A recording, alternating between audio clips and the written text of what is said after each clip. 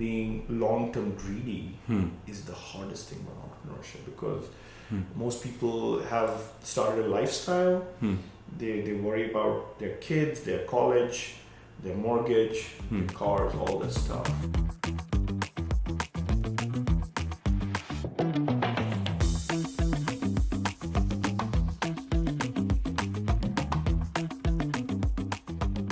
Good morning, Amit. Good morning. How are you doing? Very good. Excited about new beginnings. Wow, we've known each other for almost 30 years now. Yeah. And to really sit here next to each other. I remember you used to sit next to each other on trains back in India, going back from our school to our hometowns. Hometowns, yeah. And 30 years later. Yeah. It's been amazing friendship, and we learned a lot from each other, and hopefully we'll continue to do so in this process. Absolutely. Grateful for the friendship and the camaraderie and the learnings. I mean, you're such a great mentor to me and many things that require deep understanding. And this whole podcast that we're starting now, it's about learning from each other and from the rest of the world out there, and reading a lot. Effortless. Say more. What's effortless about it? So I think, to me, entrepreneurship is usually portrayed as you're rolling a big rock up the hill, and it's all about effort. And some of the things that I've been learning from you and in general, it's like there is an aspirational way of pushing that rock up, so that you're still putting a lot of effort, but it feels more effortless. And hopefully through this process, we can learn a little bit more about it and help others learn as well. What do you think? You came up with the name, so you must have an interesting theory behind it.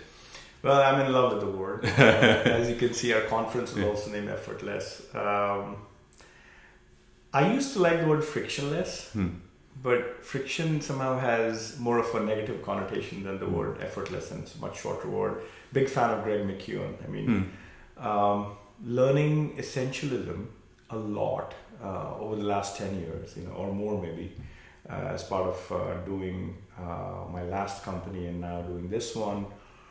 Eventually, a lot of it is really about design, designing our lives, our companies, our organizations, our day-to-day. And design is about reducing friction and, having the joy of working on things that are hard to begin with, and yet, the fact that it's so joyous makes it look effortless. And eventually it's about the end result, and for the customer and the people and the end user, and how do you make lives effortless for them. So big fan, and I look forward to making this podcast equally effortless with you. As somebody was asking me recently about starting companies, being an entrepreneur. I mean, obviously these are all monikers, but if we can actually use this podcast to really make not just our lives a little bit more full of learning, but also the audience. Who do you think the audience is? So I was going to take a leap of faith and say there are going to be some people who don't know us. So maybe it might be good to introduce ourselves very quickly. Let's do that. Do that. So Amit, who are you? So I guess what most people know me for is being a co-founder at ThoughtSpot, which is an analytics company. We've been building that for the last 11 years. Before that, I was one of the engineers in machine learning teams at Google. And before that, I started as part of the beginning group that built the Bing search engine. And we basically overlapped at our undergrad and our grad school together. Yeah. Both IIT Kanpur and UT Austin. Yeah. I was also a PhD student, although I don't know if I was clever enough, but you were actually smarter and wiser enough to finish your PhD. And I went on a leave of absence and never returned to finish my PhD itself. But the two of us know each other for that long. Then for the next 10 years, I built distributed systems. I would say the recurring theme was distributed system software and commodity hardware. Initially during the bubble, and after the bubble burst, and a little bit longer, it was about file servers, managing data. Then it was Oracle database, Oracle RAC, Oracle Exadata. Again, the recurring theme was software and commodity hardware. Oracle had gotten into commodity hardware for the first time with Exadata. And then, of course, Astrodata, which was another distributed data warehouse company. Again, you software to build large SQL farms with commodity hardware underneath. And then applying those lessons to Nutanix since 2009. I was a co-founder and CEO of the company. We took it public in 2016. I was a public company CEO for close to 5 years, and finally doing this new company, DevRev, which is really the last, I would say, 12-15 years of learning about design. My wife and I have been married for 23 years. We have 3 kids. How about you? What's your personal life like? Yeah, so my wife is a doctor and professor at Stanford, and we have a 11-year-old who is really the center of our life. And, beautiful. So let's make something that even they can listen to, maybe. Yeah. Awesome. Yeah. So I don't know, I'll leave it to you, because we have to do this in a way that is also a little bit reflective of us as well, because a lot of time has passed, so I pass it on to you. So let's come back to your question about who do you think the audience is. I think for me, it's obviously us, because we'll have to read a lot for this, and that is the forcing function for learning. Yeah. And because we have to do a good job with our audience, it's their time that is precious. But it's about founders, it's about entrepreneurs, it's also about folks who actually are not just dabbling in AI, but want to get deeper into AI, to really monetize AI, to teach their children about AI, because I think lives have changed. I mean, after the internet, back in 93, 94, the Big Bang happened. And with HTML and the Mosaic browser and all this, I think, because there was networking for those 30 years before that, it was TCP/IP stack was since the 60s and 70s. But then there was the browser, and the rest is history. I think the chat GPT consumerization of AI has really been that Mosaic browser in some sense, So the next 30 years are going to be different for our children as well. So if we can age more gracefully and, really learn to understand that there's a bright side of AI, there's a dark side of AI, just like there's a bright side to most other things like the internet and the discovery of fire and atomic energy and everything else. I know we can get into both sides of the AI aisle, but if we can actually go and provide all that learning for our audience as well, that'd be great. Product managers, designers. I'd love to learn from design people. So if you can get them to actually listen in on this, that would be great as well. How about you?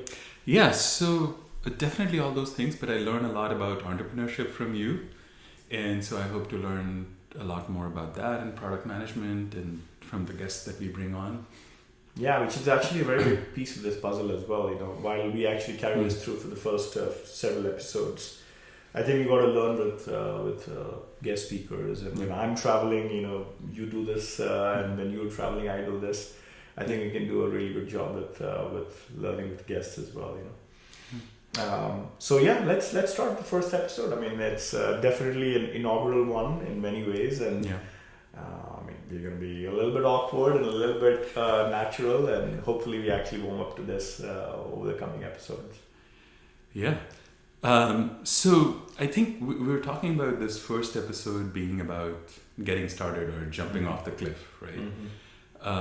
So let me ask you, I think you probably took the first leap of faith 20 years ago or something like that, right? Where do you define the beginning of your entrepreneurship career, and what was it like? A lot of it is also risk-taking at large. I think when I was 17, I took my first big risk in life, 16, 17.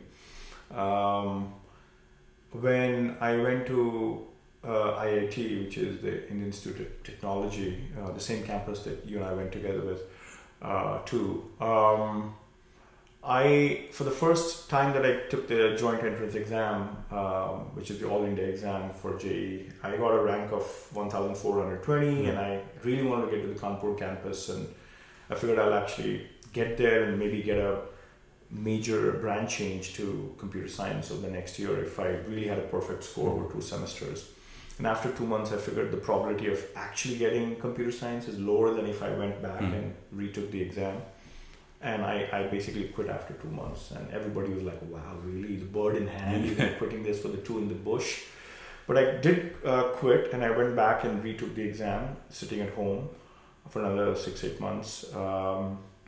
And I really got into top 100, my rank was 84, I got in computer science. And I think this was 1993, the start of the internet era, and computer science was a great major to actually be learning from and with.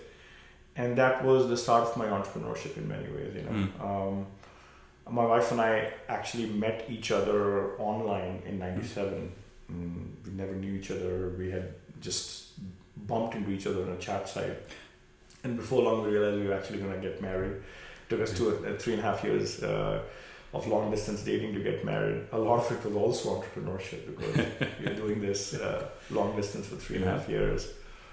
And of course, the fact that I didn't go to join Microsoft twice in the year 2000 and instead joined this very small company that Vinod, he was still at Kleiner Perkins back then.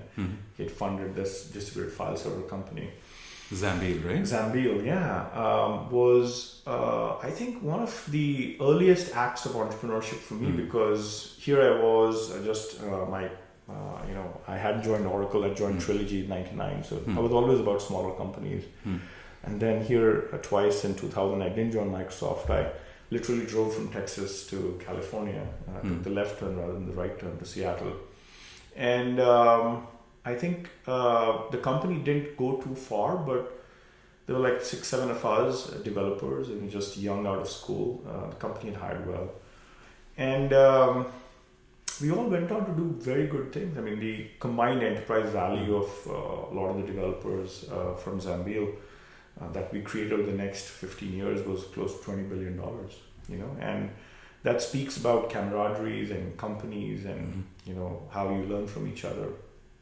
So that was also quite entrepreneurial, having gotten married in the year 2000 and going through the bubble burst.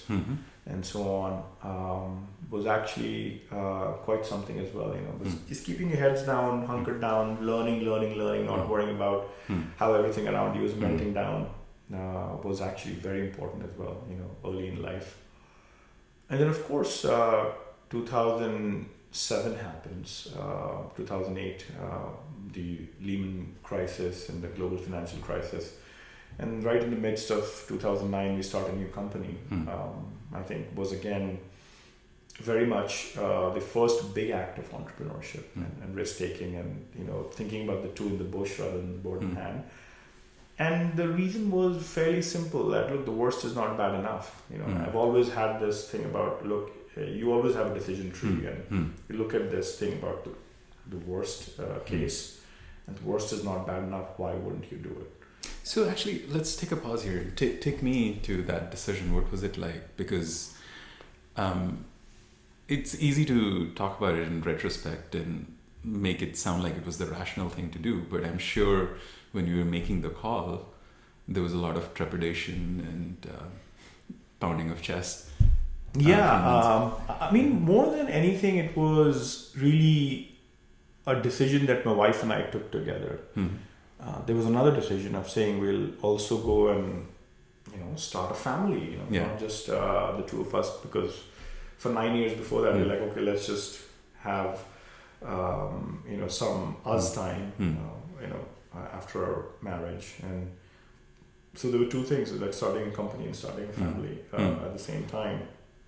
I mean, being in the Bay Area, the thing that it's a real it's cliche to say this, but it's a land of opportunity, and you can always go back and walk into a job because you've sort of fundamentally build a foundation of software engineering, software development, design, architecture, all these things. So there's a way to walk back into a job.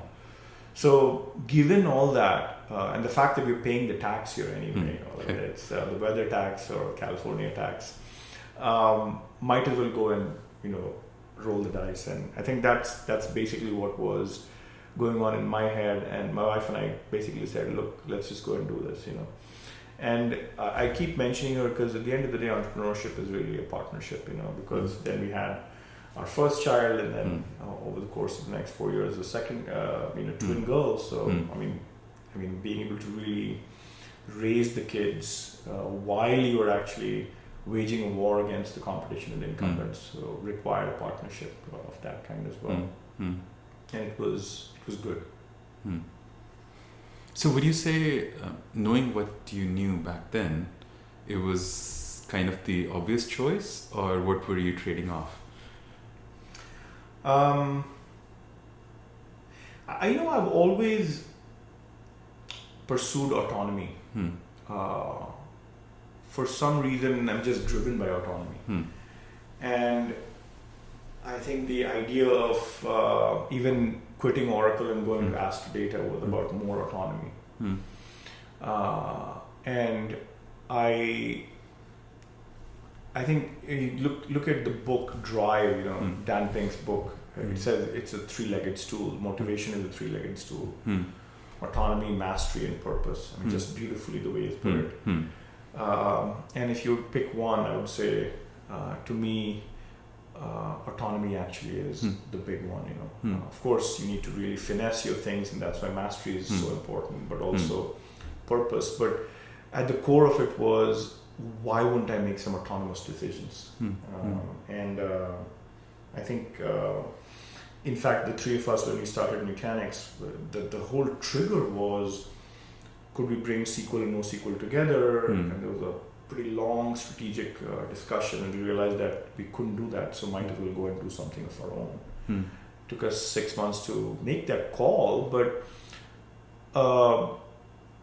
it was in the height of the global financial crisis.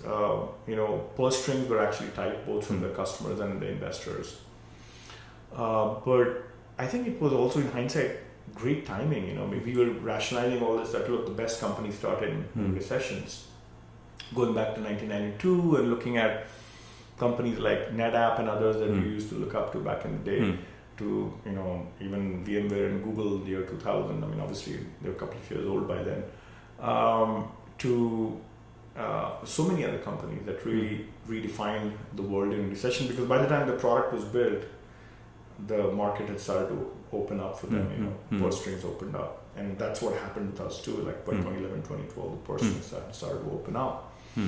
And this is the best time, because now you're not just making tactical choices about product and design and longevity and long-term decisions and so on, because when the markets are actually closed is when you can actually, with a handful of innovators and early adopters, build something that is scalable, reliable, available, and low friction. So I think there was no trepidation per se. I think I was less driven by money than by autonomy. And to say that, look, the only thing that differentiates us from the folks who actually you look up to is being able to really cross this chasm. There's a lot of us who want to do something, but only a few of us can pull the trigger. That's the hardest part about entrepreneurship.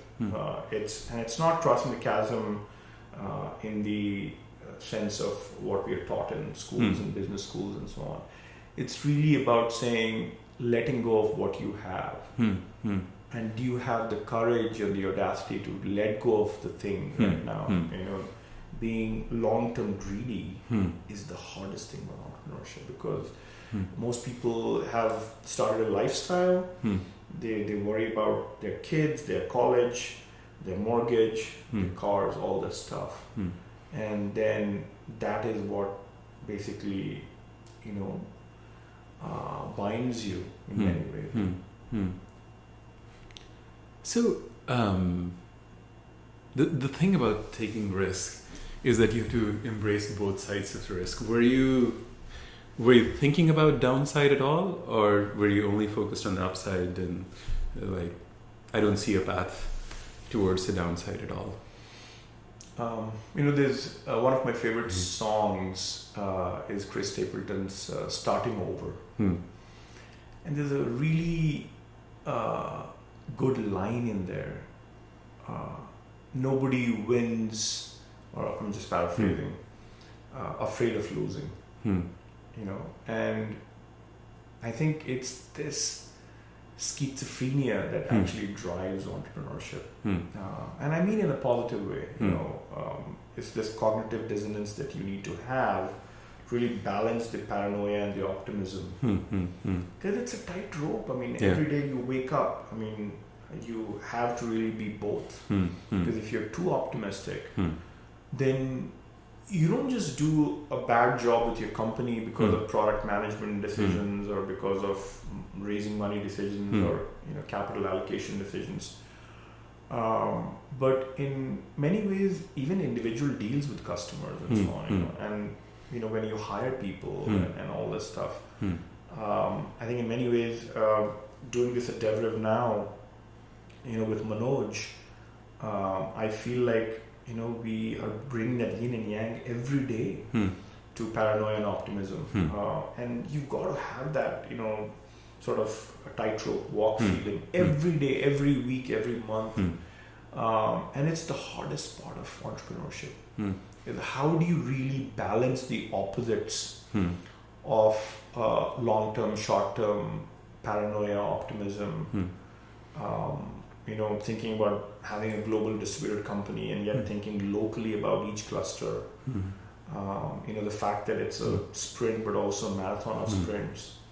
I can go on and on and talk about these opposites, but it's this opposite thing, that you have to really balance in your head. That is the hardest part about entrepreneurship. Yeah. So to me, starting is kind of two tightly coupled things.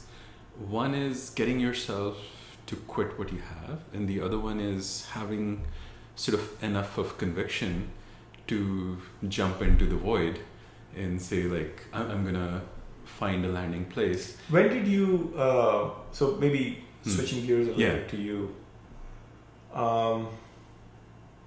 you had that bird in hand at Google, and you were doing really well. And a lot of people out there who are doing really well think hard about this too. What was that decision like? Really when Ajit and you met for the first time. What was the decision like to let go of something that was going so well to come in, and why? Why was that thing so seamless? Yeah. So for me, I was at Google and I was doing really well. My small team was contributing hundreds of millions of dollars in Google's top line through machine learning improvements, and so I was compensated well for it. And to me, a lot of decisions become easier by putting the right frame around it, right? So one frame around it could be that I have so much to lose here, and so why would I take something uncertain?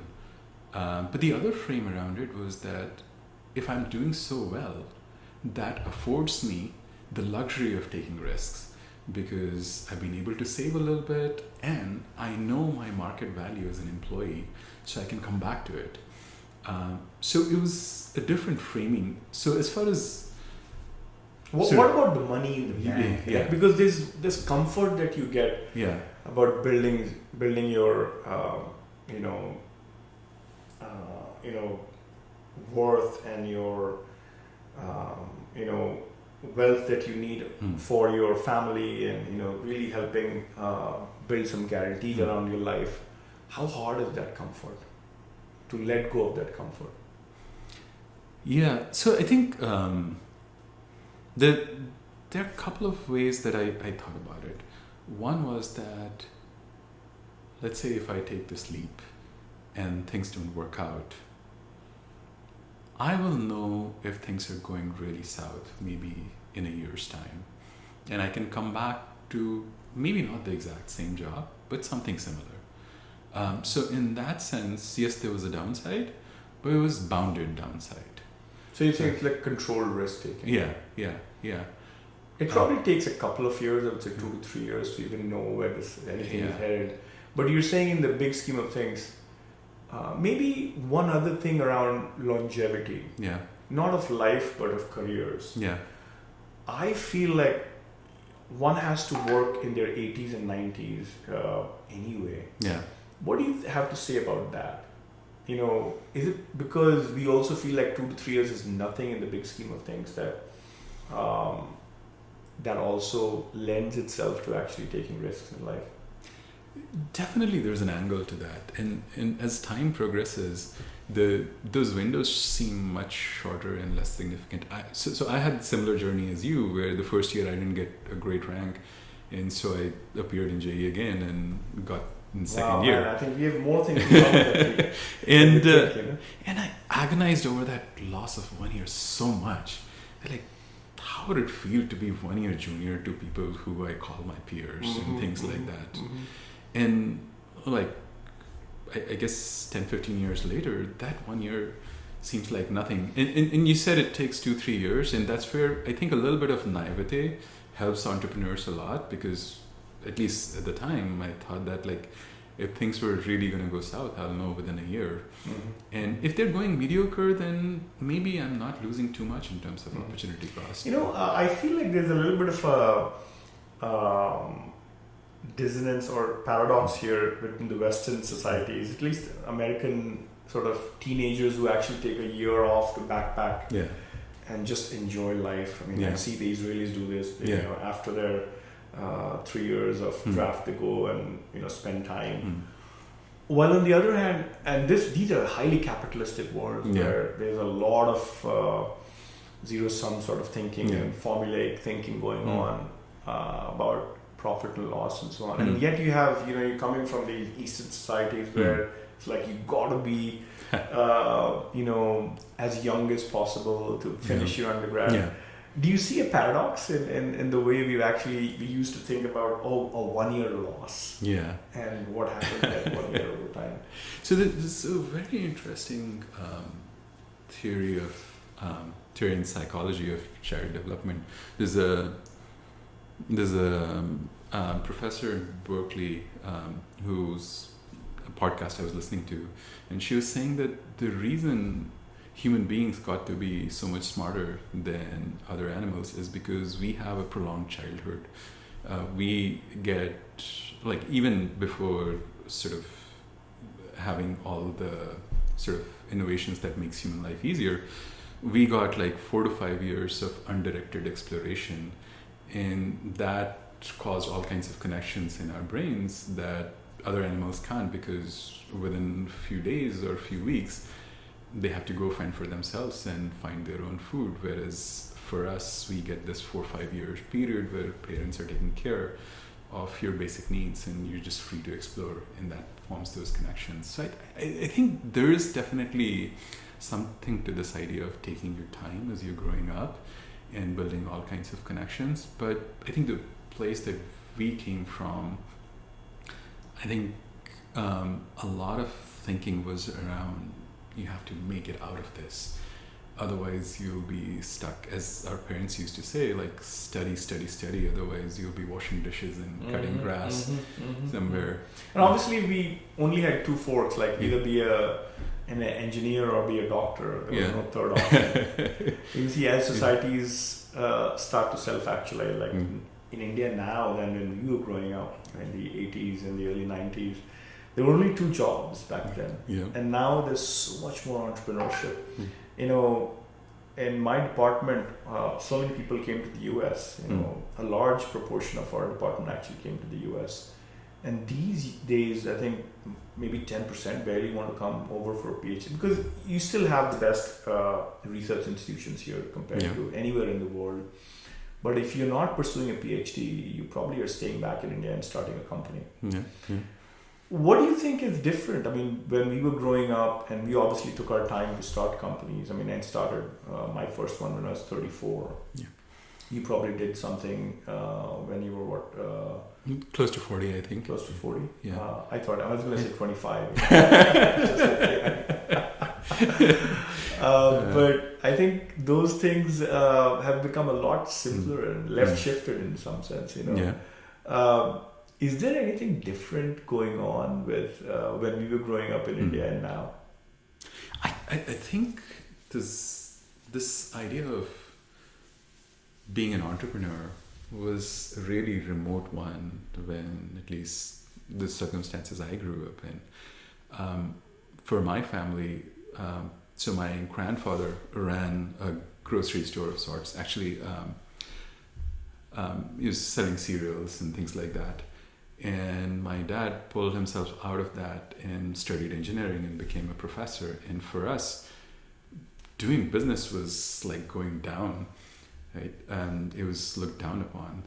And this idea of being an entrepreneur and starting a business was really a strange one. And I didn't come to appreciate it until sort of coming to this country and looking up to other people who had done things like this.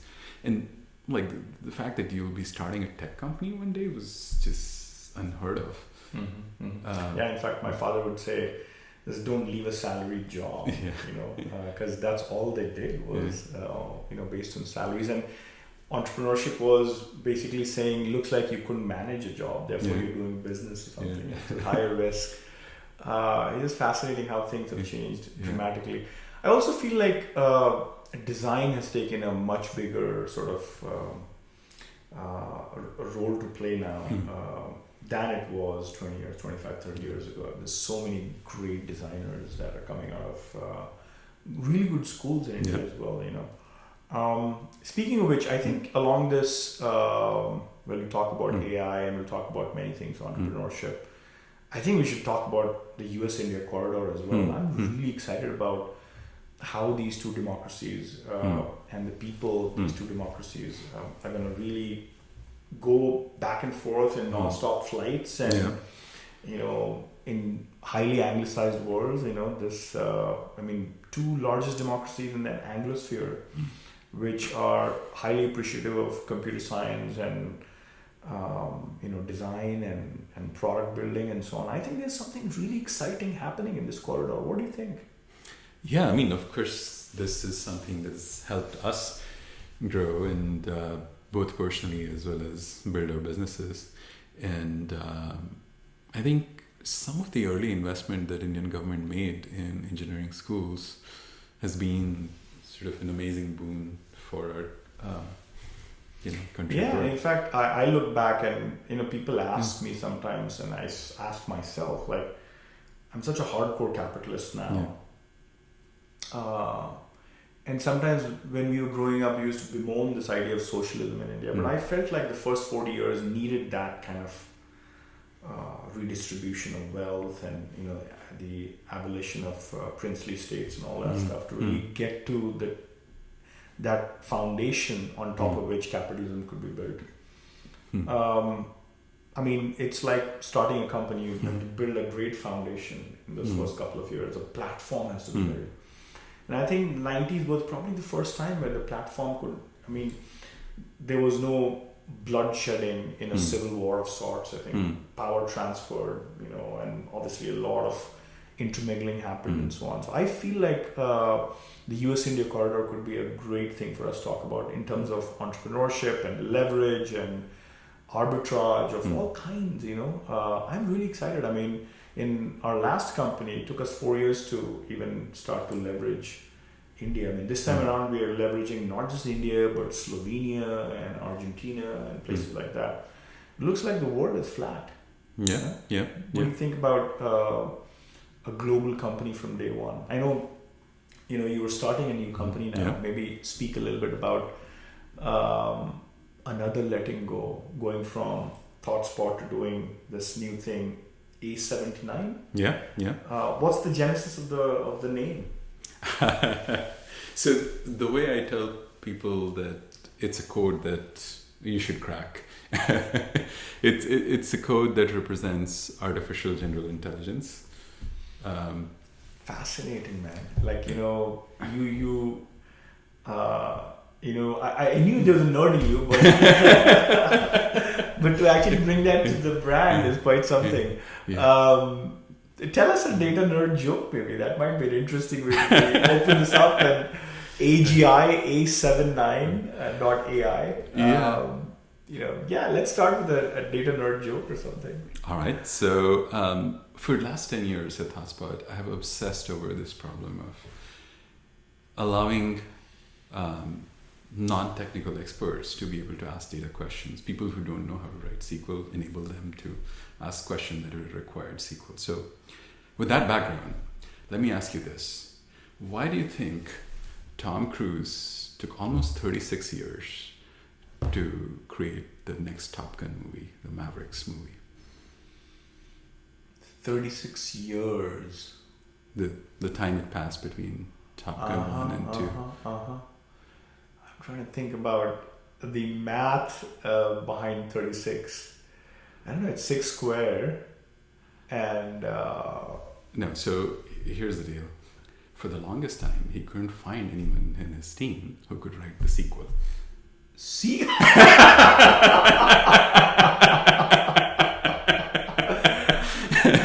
that was a good one. I started going down this path at 36. But that's a really good one. We'll talk a lot about SQL as well, because the more things change, the more they remain the same. Even with AI, there'll be so much text to SQL. But it's fascinating. I mean, speaking of A79, it probably was tough for you to let go of your baby for 10, 11 years and really think about the second baby now.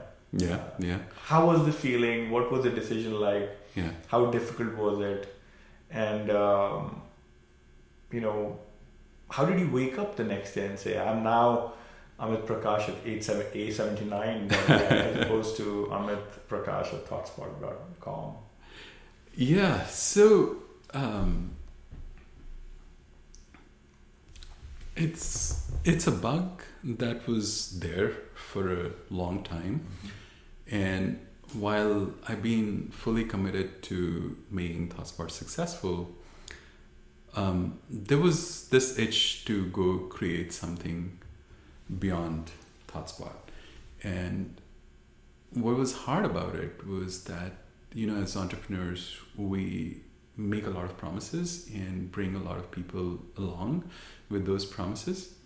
And I felt committed to people who had come along for the journey to say, I'm doing everything I can, not just for my own success, but for your success. And I just didn't feel comfortable for the longest time to say that, I have done what I could do here, and now it's time for me to start something else. So there was a lot of other things to let go of, being an exec at a company that's already sort of made it in some sense, to going down to one person and getting validation for your idea, raising a seed round and things like that, where you have to reset your mindset. And that's a very important piece of the puzzle. I mean, and people think that doing a second time, it's gonna be a cakewalk. In the book Innovation Stack, the co-founder of Square, he talks about Jack Dorsey and the whole journey of disrupting the credit card companies, the Visas and the MasterCards and so on. And they found very little love early on. Didn't matter that you were Jack Dorsey and you'd done Twitter and so on. Just there was no takers, And talk about how you're bracing yourself for this fact that, there is physics involved in taking a seed and putting it under the earth for it to crack through the earth's crust and become a sapling. Yes, you might have a little bit more money and a little bit easier way to set meetings and all these things. I mean, money becomes a little bit easier, meetings become a little bit easier. You have a little bit of reputation for starting a first one and doing well with it. But there's physics involved in having the seed really crack through. And not all seeds crack through. That's just classic Darwinism. How are you bracing yourself for this second one? So I think the hardest thing about starting the second one that I've found is sort of building the right amount of conviction. One of the things that I felt I could do better while we were building ThoughtSpot was sort of the balance between conviction and having your ears to the ground, so that when the facts change on the ground, then you're adapting. But at the same time, without conviction, there's nothing. You can't actually sort of punch through the seat unless you have conviction. So this time I was very much determined to explore everything and learn everything and sort of absorb everything that I could before I say, this is it, this is where I'm planting the seed. And pretty soon I realized that if you try to do that, then this sort of analysis paralysis that sets in. And at some point you have to take the leap of faith and say, I don't know all the answers. And yet I have enough conviction to bet a large amount of capital, some people's career, and your own reputation in there. Well, a large part of it is also learning along the way, right? Yeah. I mean, it's in situ as opposed to doing it outside. And I mean, the process of even defining the problem, just like a PhD, I guess. Yeah. I mean, is equally true for company building. Like, I remember when we quit our jobs in 2009 to start Nutanix, the earlier idea was to do this for secondary storage, not for primary. And then within 4 or 5 months, there was enough conviction to go build this for primary. And while the why and the how were the same, distributed systems, data management, but the what had changed dramatically. It was not secondary storage anymore, it was primary storage. And the what kept evolving. I mean, over the course of those 10 years, I remember the what kept evolving from the use case, which was initially virtual desktops, to server virtualization, to remote office, branch office, to even technology, while going from storage virtualization to compute virtualization to network virtualization. There were so many things we wanted to virtualize in pure software. So the what kept evolving, but the why and the how stayed the same. The whole idea of Nutanix was to make things extremely simple for the masses, for the have-nots, for the people who were spending their weekends in these data centers trying to really go upgrade software and debug things and configure things. And the how was all about distributed systems being shrink wrapped into commodity hardware and really do it in a way that you can rack stack mount and cable and boom, everything just comes up with an Apple-like interface for infrastructure people that had never seen anything close in terms of the user interface and design and simple. I mean, we were known for being like extremely simple, delightfully simple in every workflow of the data center infrastructure.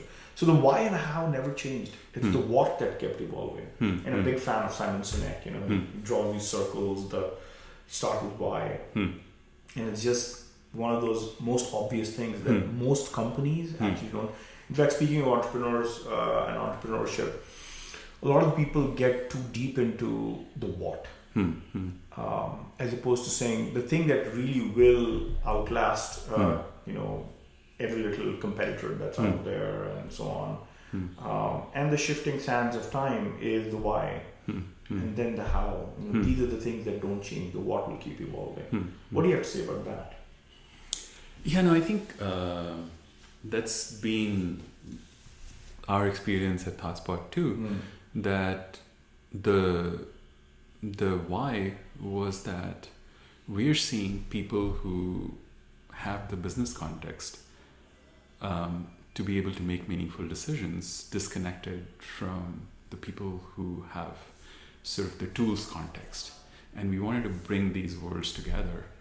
And that hasn't changed from day one. The how and what has kept changing. We were on-prem, then we became cloud. We were building our own database, then we gave up on database. We were building DSLs. Now we're doing NLP on top of it. So all those things have evolved, but the why has not changed over the last 2.5 years. How hard was it to change the how? Because that is the process of making the sausage. Yeah. Yeah, I think it's because the what is easy, what keeps changing. Yeah. But the how itself is kind of the underbelly of the company, you know. Yeah. So I think the hardest thing, again, no surprise, is letting go. Right? So when somewhere around 2017, 2018, we made the decision that we were going to send queries to other databases instead of our own database. We had this strong sense of pride and conviction in this distributed in-memory database that we had built, and we had optimized the heck out of it. I remember the days when we would go chest thumping and saying we could go through 1 billion rows under 100 milliseconds, and then all of a sudden say that that's not what is going to be differentiating about ThoughtSpot. It's only the top half of stack. It was very, very hard because it was almost like changing our identity a little bit. And obviously the navigation was not easy. Yeah. Are you then saying that the hardest part about entrepreneurship is letting go? Yeah. Yeah. It's the sacrifice that one has to make for the bird in hand. Yeah. There's a really good thing that I bumped into 3-4 years ago. It's called the bird in hand principle of entrepreneurship. It's like entrepreneurs make the best of what they have, the people they know and stuff like that. And it looks like that's really contrary to this idea of letting go. Yeah. Because letting go means you have to let go of the bird in hand, and then go for the two in the bush. I actually agree with you. This thing about letting go is the hardest part. Even for me, I think 2020 COVID happens, and I'm like, what I've built with my team and I mean what we basically did over those 11 and a half, 12 years was a good $10 billion idea. But I'm like, where the world is headed, which is even more invisible, is infrastructure that's been streamed from the web, from the internet. So it's even more invisible than what we had thought we had built, which was invisible infrastructure. And the puck was moving in that direction, and entrepreneurship is a lot about where the puck is headed. So this is you talking about the decision to leave the CEO position at Nutanix and starting DevRel. Yeah, and by the way, sorry, go ahead. Why don't you finish? No, I just wanted to give context. Yeah. I think the hard part there was there's a creator and the creative in you, the designer and the architect and the builder, and then there's the investor in you. So there is this kind of romantic sort of side of you, and then there's an investor side of you. It's like how you think of the idea of being an artist and a capitalist, and basically decouple the two is the hardest part in all of this. In many ways, even when you're currently doing a job, have never done a company before, it's very similar. You think you have an artist in you, you think you can actually go build something from scratch, but then there's a capitalist in you that's doing all the math to say, but what about my bank balance and my children's future and our mortgage and all this stuff? And these two things are kind of together, and you got to really decouple them. That's what one had to do at Nutanix too. I'm like, I'm a very service-minded person. I love to serve others, and I think it's this. I feel like, to sometimes my detriment, I'm too empathetic, and that empathy shows in customers, and like I want to be liked, I want to be respected by customers and employees alike, which we'll get to, by the way. Being liked versus being respected, it's also a paradox in some sense. But I felt like with the public cloud, you can actually serve better. You can stream better, you can upgrade twice a day rather than twice a year. You can move faster, and the pace of innovation. I mean, this cycle of creative destruction is shrinking, where you got to go innovate faster. And I thought that the only way to do that is if you could actually operate the software that you're delivering to our customers. And that made it a whole lot simpler. I'm like, okay, I have 15 years left in me. I turned 45 in 2020. And I'm like, if I were to go and spend another 15 years, let me go and serve faster than what I have done in the past. You know, I think we were very good at innovating at Nutanix. But at the end of the day, these were 20,000 customers, 30,000 sites. You're at their mercy to upgrade software. And there is a whole backlog, because if they're not upgrading, you can't release.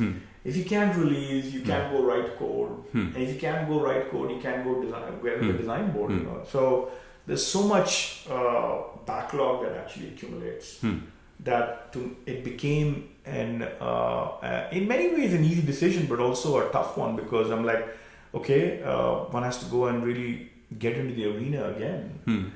And the good thing is that the why has been elegantly similar to Nutanix.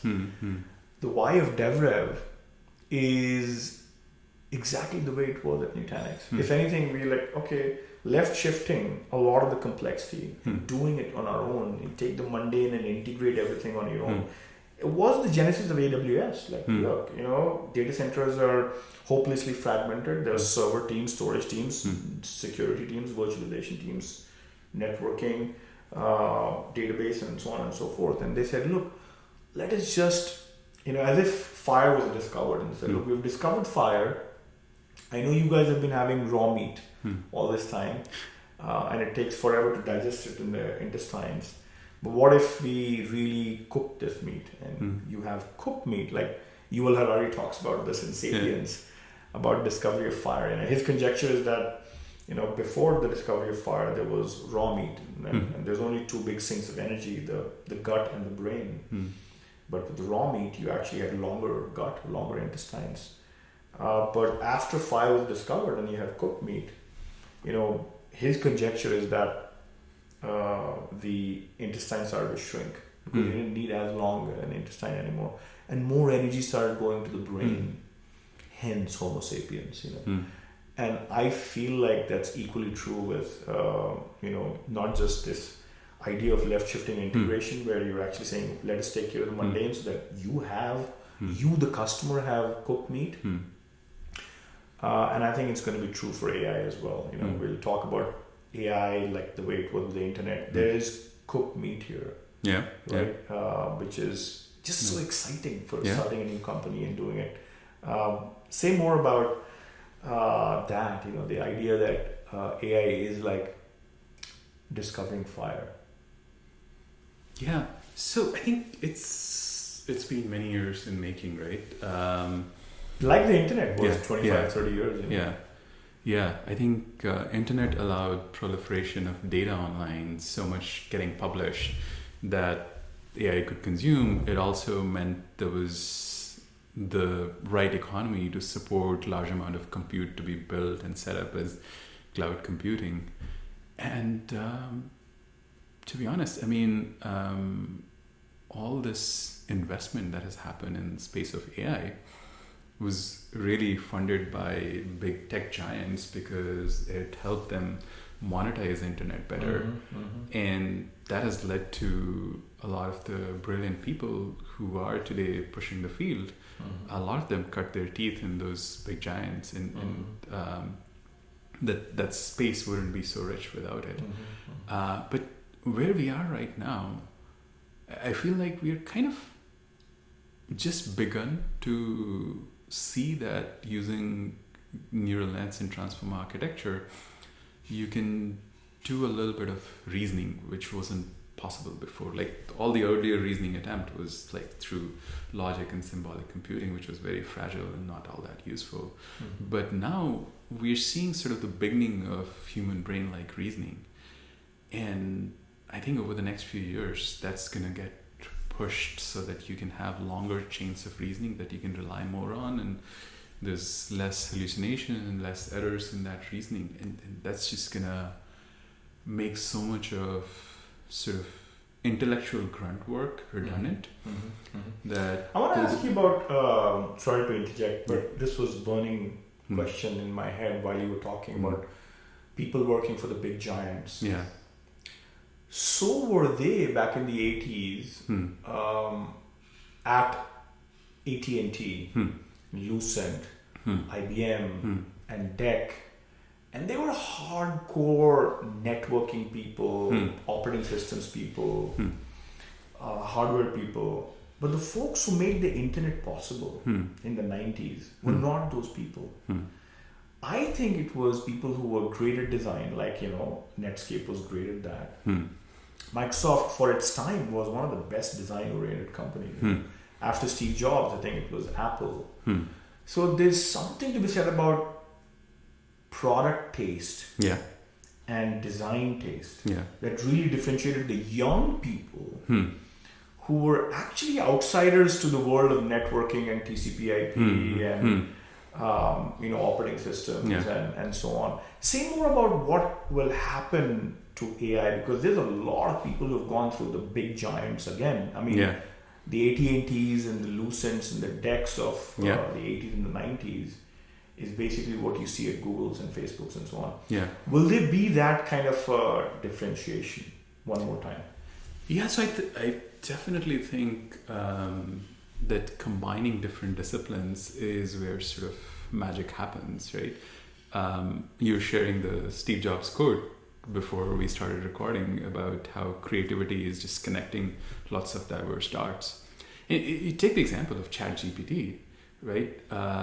The instruction tuned models existed for a little bit and nobody was paying attention, and somebody just put a little bit of a design twist on it and made it into a lot more usable app, and all of a sudden it caught fire and became sort of the most viral thing ever. So I don't think that just sort of raw AI will deliver the full potential. We would have to bring the design thinking and sort of empathy for the user and understanding of use cases and pain. And when you combine those two things, that's when sort of the magic will happen even in this era. And so there's hope for those who didn't work for the big giants in some sense. Because looking back at the 90s, if anything, the outsiders won.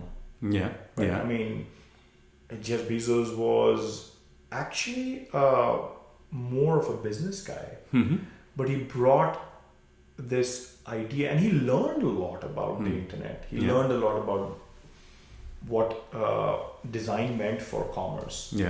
But he was actually working at D.E. Shaw as a business person, So the outsiders do have something here too with AI as well. I mean, the fact that they're insiders in AI and there's outsiders in AI, how do they bring that, I would call it monetization element, which is design and product and customer and end user thinking. And also the mundaneness, like Jeff was maniacal about customer support. Like many people wouldn't give it a lot of thought, like why customer support is like a checkbox. But for him, it was design. No questions asked, return anything you have, and so on, and just the way they did all that. He learned about APIs. Like I don't think he knew what APIs were. I'm sure they learned about HTTPS and trust and all this other stuff just as much. Looks like it will be about those who learn fast, even if they're outsiders. And also the whole movement towards big, large transformer models available as API has caused a big leveling of the field as well, right? It used to be that if you wanted to do anything interesting with deep learning, you needed a ton of GPUs and a lot of data and a lot of money. Now people are building crazy things on top of like available APIs or public LLMs, and you don't really need to know that much about the theory of transformers and theory of deep learning. You could take some recipe, find some interesting data, and have an interesting sort of idea around what problem needs to be solved and how you want to approach it. I was just talking to one of the PhD students at Stanford who's pushing the envelope on robotics a lot, and I was asking him, like, what is your day like and what do you work on? And he was telling me that people think that like a lot of algorithmic stuff is what's pushing the boundary, but right now what's holding back robotics is just data. So the learning recipes for transformers are pretty well set. It's just that there's not enough data to train the machines to be able to do the grasping and sort of fine motor manipulation kind of things. And he's spending a lot of time just sort of teleoperating robots and collecting data from that. Which is similar to what Steve Jobs said in that creativity quote about life's experiences. Data is life's experiences. The more of those patterns that you see and you can feel it, it's just fascinating. This definitely is going to be about the outsiders. I was while you were talking, I was thinking about outsiders like physicists going and really coming in as outsiders to say what's the structure of the DNA. There was enough geneticists and biologists and people around that, maybe in biochemists who were thinking about this. But the way physicists came in the 60s and really said, look, this is the thesis on a double helix structure in the 50s and 60s, I think was at the core of discovering the DNA, the basic unit of life. I am very passionate about outsiders coming in and doing this. And there's a really good book called The Outsiders, by the way, that I think the audience should read as well.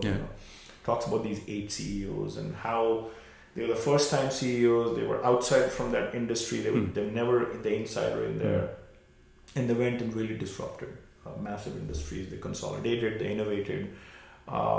They saved a lot of capital. They didn't splurge capital. They did the right things. I think there's some great read about being an outsider.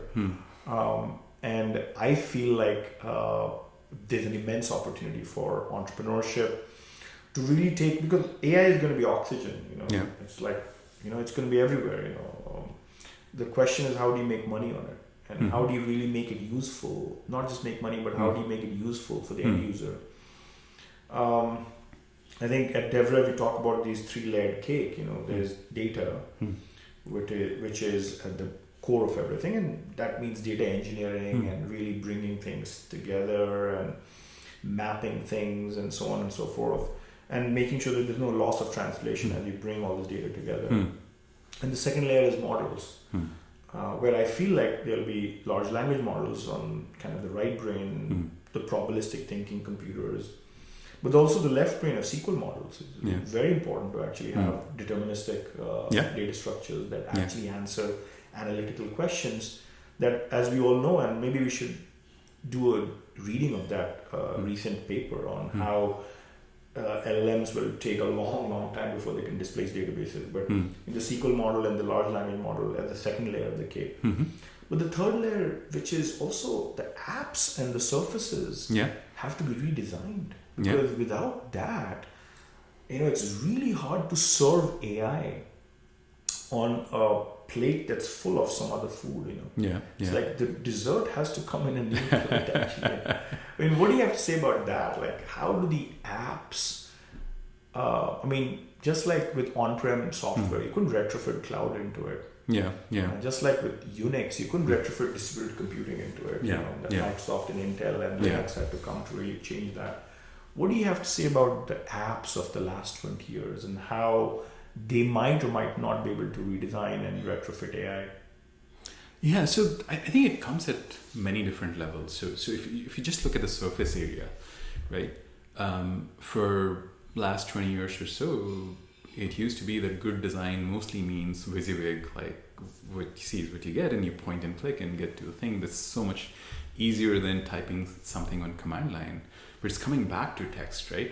And it's not at all obvious that, like, some people will say that, like, replace the UI with just chatbot interface, but that may not be the right thing either, because language and text is really useful when you're addressing a large amorphous space, like searching through all of internet or searching through a huge array of menus. But for a lot of things, you do need that visual feedback, and there's a small list and you want to manipulate that, and you need that sort of skeuomorphic.